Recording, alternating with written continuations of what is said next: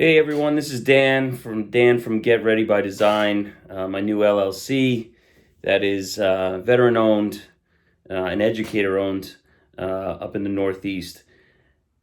I'm coming here today via YouTube because I want to get my voice out there because I've been inspired to share my 9/11 story after listening to and hearing from so many veterans and so many survivors who've taken their stories and really changed people's lives for the better.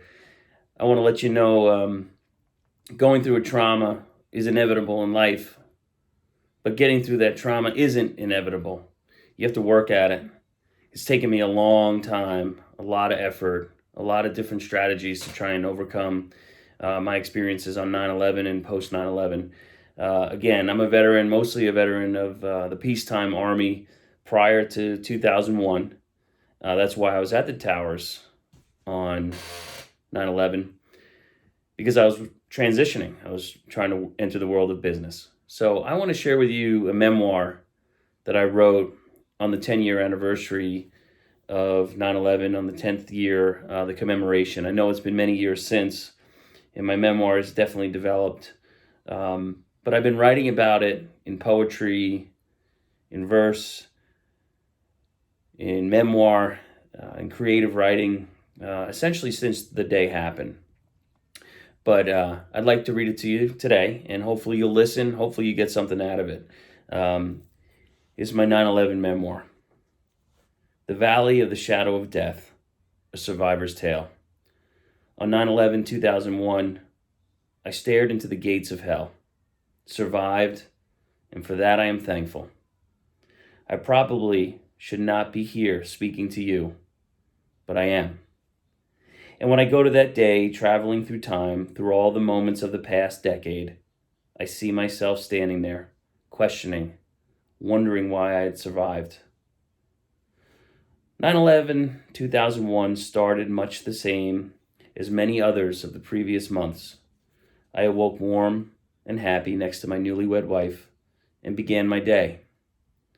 Now, to be honest, the start of a day for any person commuting to Manhattan isn't all lollipops and fairy tales. There's a long day of driving, running, trains, more trains, crowds, smelly people, and the more than occasional delay. But that morning, I was up. I was ready to start my day at the 140 West Street switch and then head into the World Trade Center, the Twin Towers. The towers I would always look for when I approached the city, the icons of my youth, the symbols of all that is New York. Two words to this day I proudly profess as me: New York.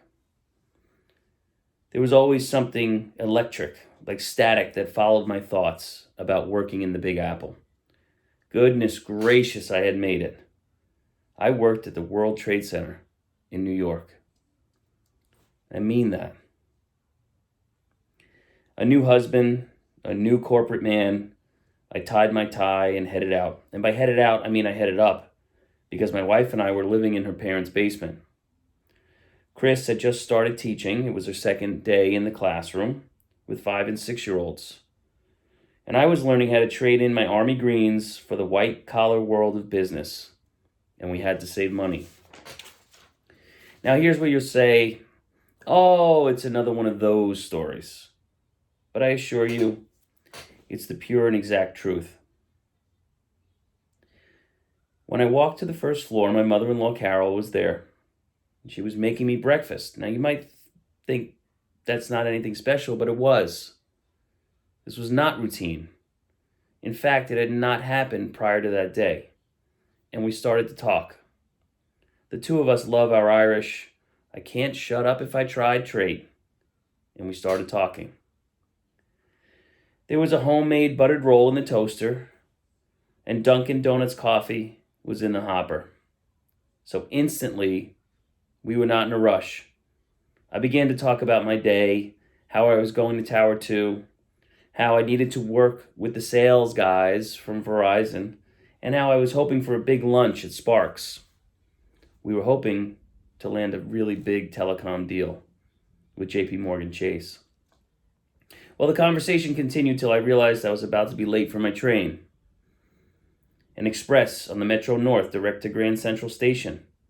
Mom quickly poured me a mug of coffee into a Trumbull Fire Department travel mug, adding one last shot of sugar. Right as I was about to dart, I shook the mug over the sink and the top flew off, sending a wave of coffee off the side of the sink and onto my shirt and tie. I was livid, growling. Carol, my mother-in-law, gave me some advice, something along the lines of, no big deal. Life is short. This exchange very likely saved my life. I was delayed, and I was not inside Tower 2 at 9:02. Fast forward. I remember running through Grand Central, but not so fast as to keep me from looking up and appreciating the gorgeous ceiling of Grand Central, the constellations across the ceiling, a daily reminder of the beauty and the class of New York City. And I traveled the connector to Penn Station. I grabbed the subway and started down to the Church Vesey Street stop. I was late, but I might make it to the 15th floor of Verizon's 140 West Street switch by 9 a.m. This is when everything changed, and it still makes me sick to think of this moment. There's a metallic taste in my mouth. As I exited the subway right outside the turnstile at the bottom of the stairs, bathed in the cool morning dampness, I was nearly knocked to the floor.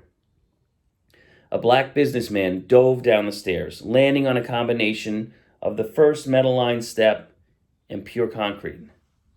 Now, I distinguished the man was black because in that moment he was nearly colorless, a gray, ashen, terrified gray.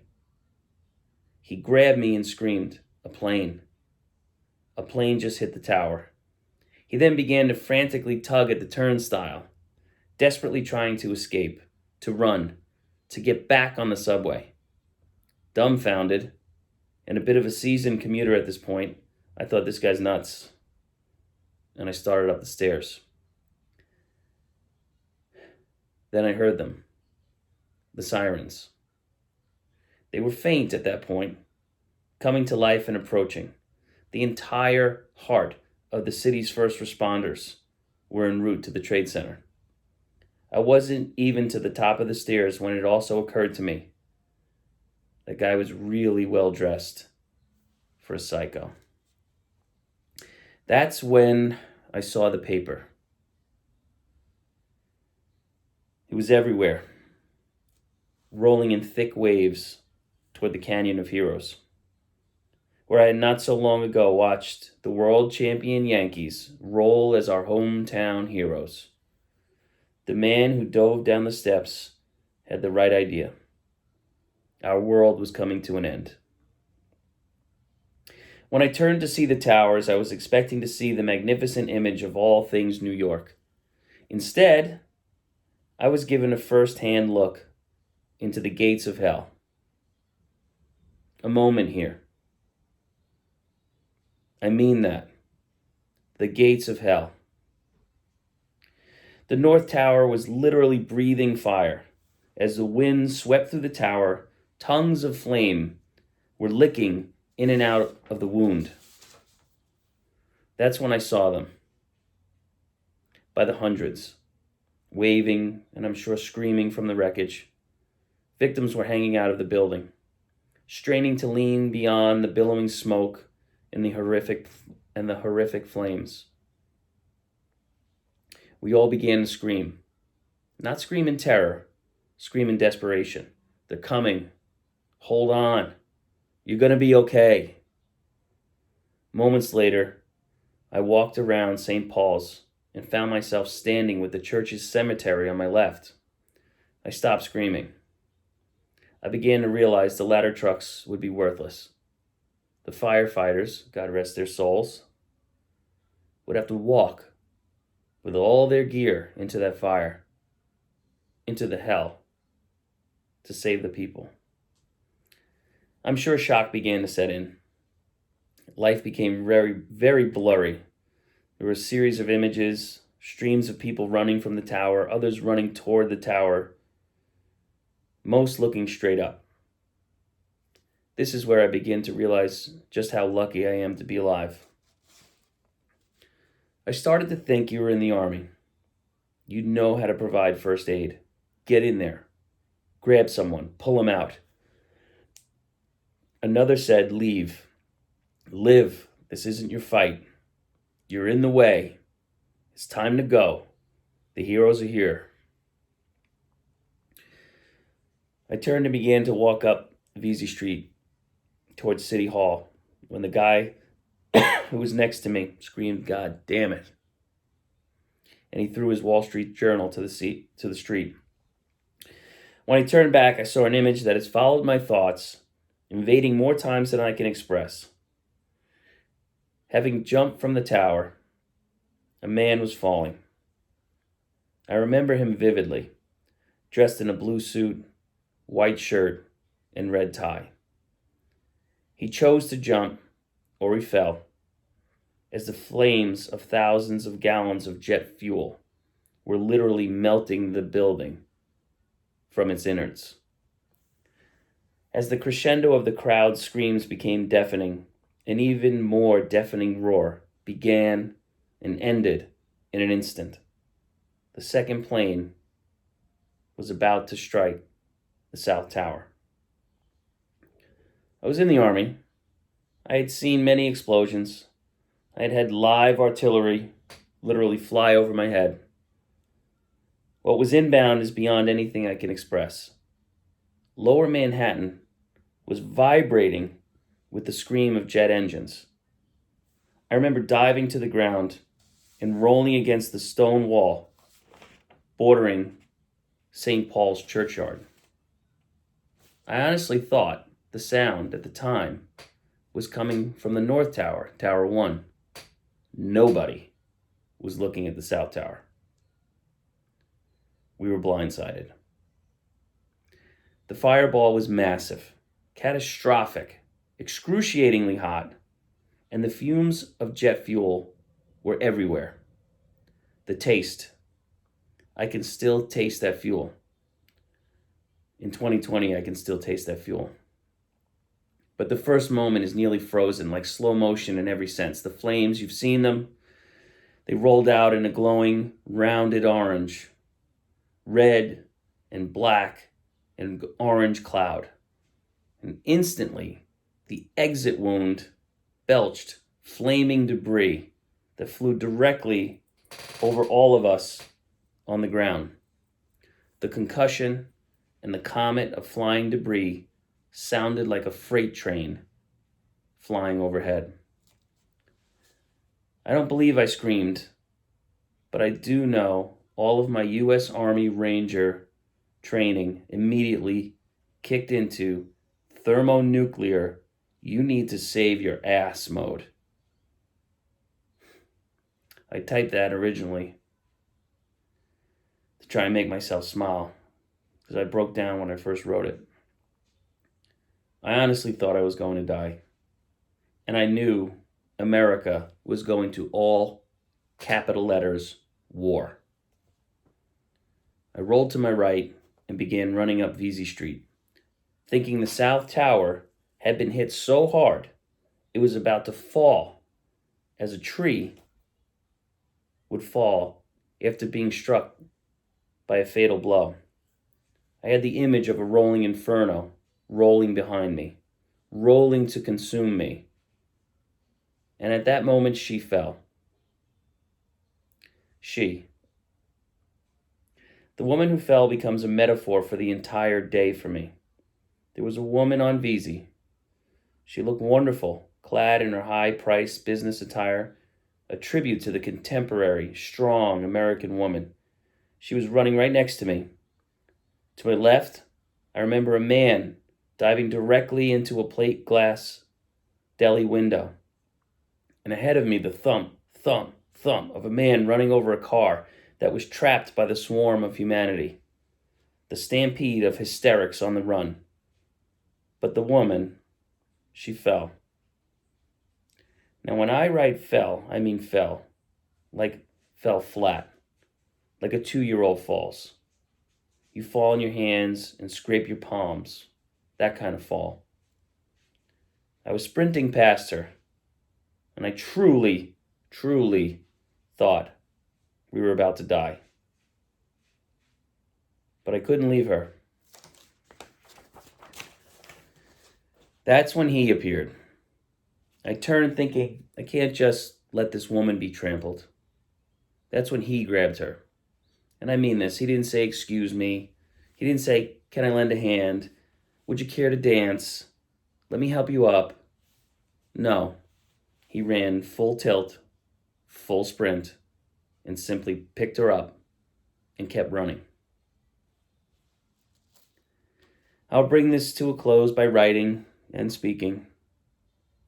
After a few blocks, I saw a Good Day New York truck. I purposely walked, in front of the camera. I hope it was live, and I yelled, "This is a terrorist attack."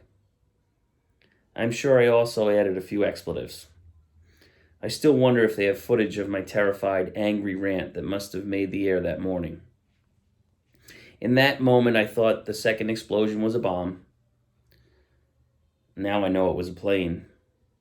But in that moment, I was completely ignorant, completely naive, horrified, zombified. I began walking past City Hall to the subway. I remember thinking, I'm dead. City Hall's next, or the subway I'm about to enter, or Penn Station, or Grand Central Station.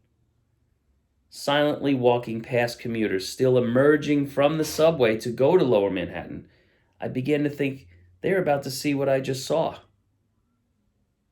They are entering through a gate through which very few will return. I remember their faces, questioning, spinning, and watching us all moving away from downtown.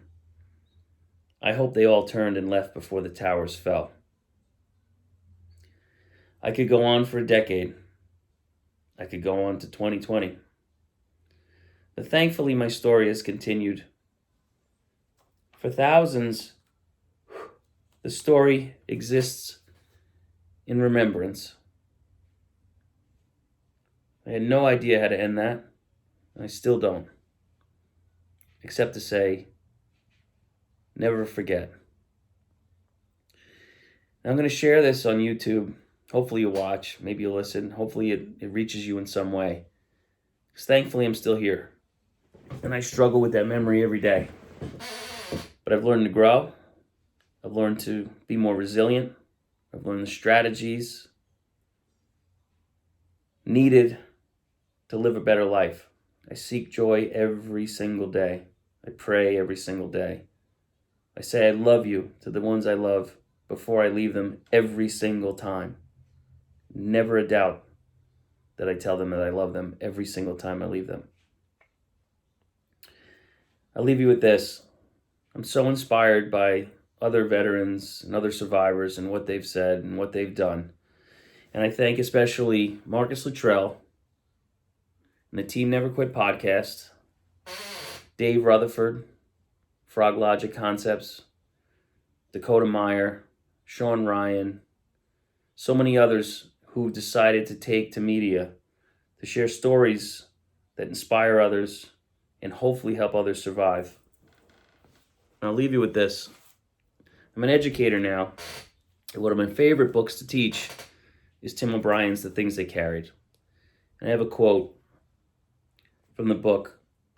It's from the chapter How to Tell a True War Story.